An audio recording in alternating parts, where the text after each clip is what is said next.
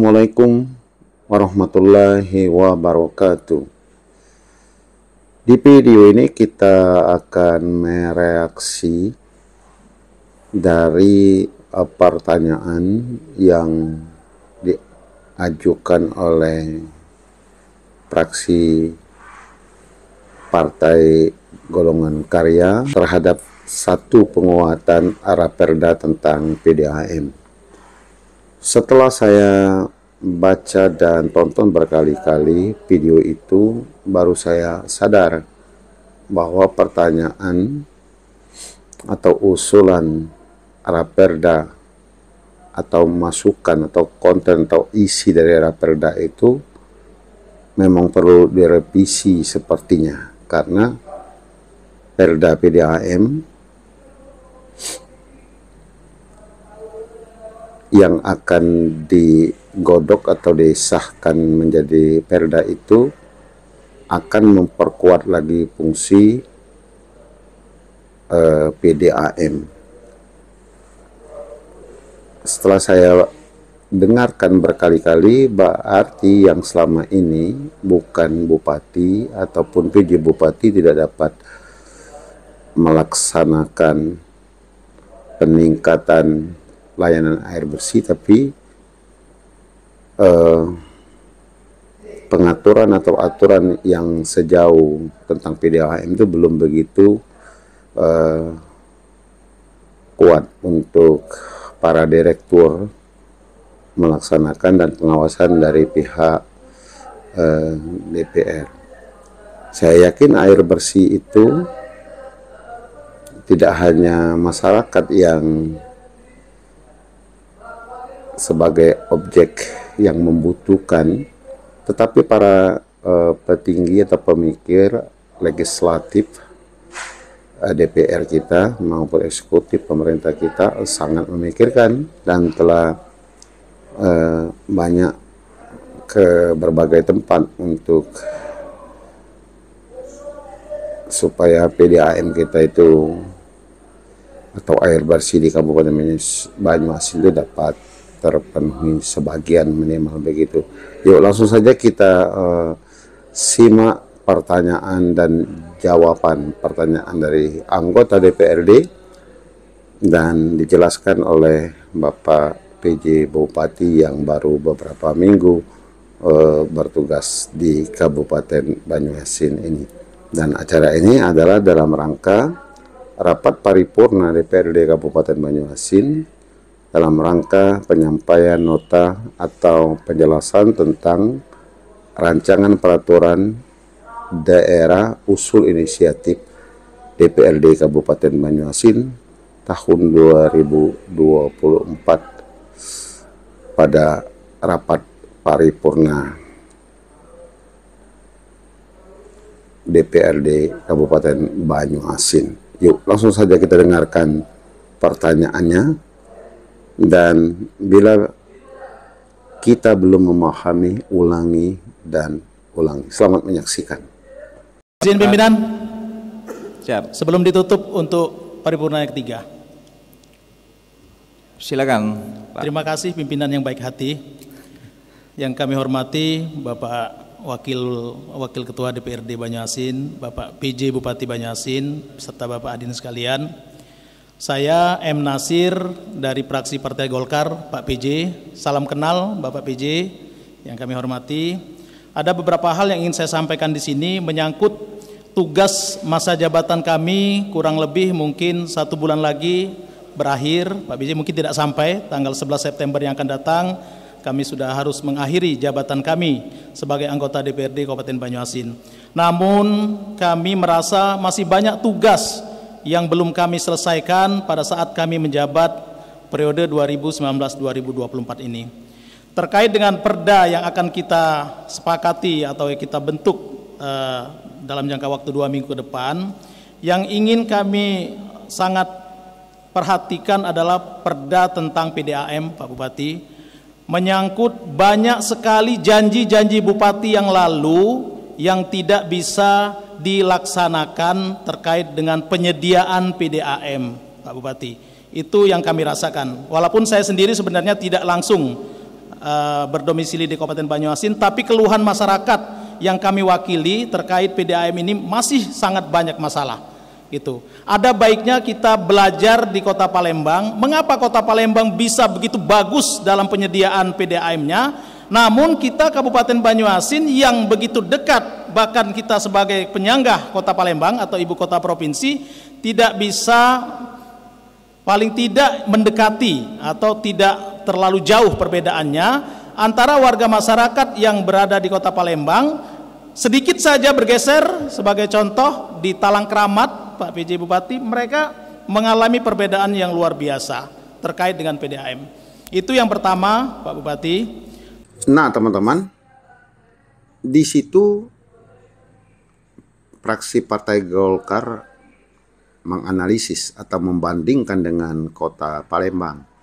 Artinya aturan yang selama ini dijalankan belum dapat menjangkau apa yang seharusnya menjadi harapan masyarakat. Nah, maka perlu perda yang mengatur sehingga bupati dapat menjalankan peraturan daerah itu dengan payung hukum peraturan daerah yang kali ini adalah inisiatif dari anggota dewan. Oke, kita lanjutkan pertanyaan dari fraksi Partai Golkar berikut ini. Lalu yang kedua, terkait dengan Dinas UPD yang sekarang sedang melaksanakan tugas dan kewajibannya dalam rangka melaksanakan kegiatan pembangunan Kabupaten Banyuasin, kami ada sedikit pekerjaan rumah atau PR, Pak PJ Bupati. Banyak kegiatan yang sudah kita tetapkan untuk APBD Induk 2024 ini belum dilaksanakan, Pak Bupati, ya. Terkait dengan dana pokir kami, terutama itu yang kami mengamati, dari 1,5 miliar paling-paling baru ada 200 juta, 300 juta yang baru dilaksanakan. Sisanya 1,2, 1,3 itu belum dilaksanakan. Kami tidak tahu apa sebenarnya yang menjadi masalah sehingga hampir di akhir jabatan kami, hampir di akhir APBD Induk 2024 ini bulan 9 menurut saya habis 2029 Induk. Kita 2029 September ke atas, Oktober, November, Desember itu sudah APBD perubahan.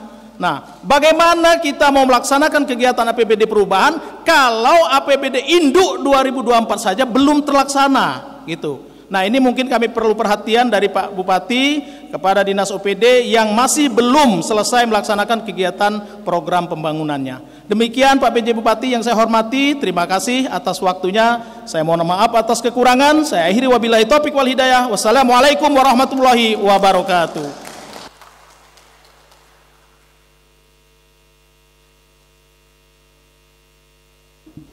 Terima kasih Pak Nasir. Beliau ini terpilih menjadi anggota DPRD Provinsi Sumatera Selatan. Insya Allah akan membawa kebaikan Banyuasin. Tepuk tangan, Pak. Tadi disampaikan beliau ini ada dua tentang apa? PDAM ya. Memang menjadi catatan sudah berapa puluh tahun Banyuasin berdiri, tapi tidak pernah lancar. Janji-janji bupati itu memang harusnya Pak Nasir ini jadi bupati. Tepuk tangan lagi Pak. Nanti akan disambung Pak Bupati mungkin ya. Yang pertama, yang kedua, OPD ini peringatan keras, jangan coba-coba mengganggu pokir. Ya kita sampaikan dari Purna ya. Ya itu harus terstruktur, masih barangnya harus ada, kami minta dengan tegas karena ini untuk kepentingan masyarakat Banyuasin semua pada intinya. Tentu kami harapkan tanggapan dari Pak Bupati, kami persilakan.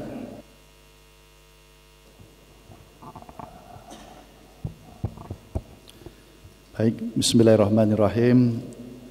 Terima kasih diucapkan kepada yang terhormat Bapak Nasir dari Golkar. Luar biasa ini pertanyaan sekaligus penekanan nih, karena sebentar lagi beliau akan ke provinsi.